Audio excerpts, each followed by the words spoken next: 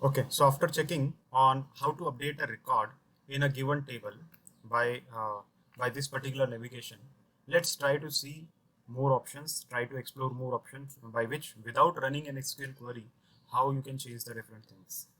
Okay, so if you further, I mean, this is we have seen if on this navigation, if we are going to change the value, then that is going to be automatically updated in the table in the background. So that is being done.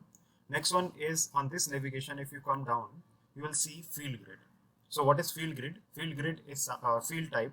So this grid is going to show you what are the different fields available in the specific table, and based on this field, what are the data types available in it, what are their size, and so on, right? So we have four different fields available in the table. The schema name is this, table name is this, type, so it is small integer and side, varchar, timestamp, and so on and so forth. We are going to understand these types in detail, and these are the display size of the fields, right? So this is the navigation which tells you about the construct or different fields available in a specific table. All right, now if you further come down on the same navigation, so you will see some query statistics, as in how much time which has been taken by this query to run, and few more details around the performance of the query. Okay, if you go further down in the same navigation, you will see the tabular explanation of the same thing, and that is something most of the different activities that you can do. If you want to go up, then you have to just use up arrow and come back to result grid. Now on this result grid, you will see this particular navigation bar, and in this bar you will see different icons available. If you if you check this particular field, this says insert a new row. So in the table, if you want to insert a new row, you can do it by clicking this icon, and then here you can put anything.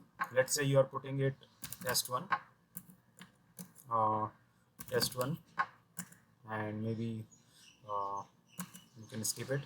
Okay, and then try to apply it. The moment you are going to apply it, it is going to run insert query in the background, okay, with the value test1 and test1.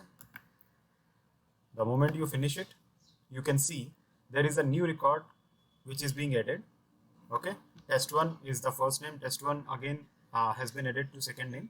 Now on the last update field, in this field I have not put in anything, so it has just taken the current date and time.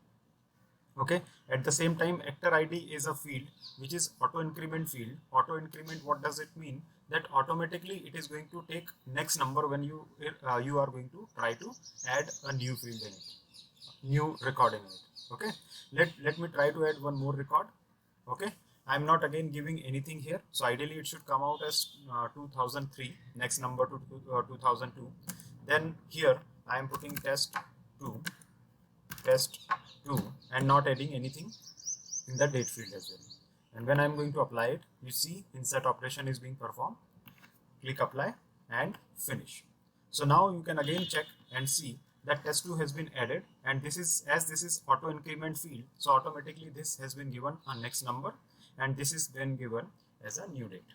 Okay, so this is how you can insert a new record in the table. All right, thank you.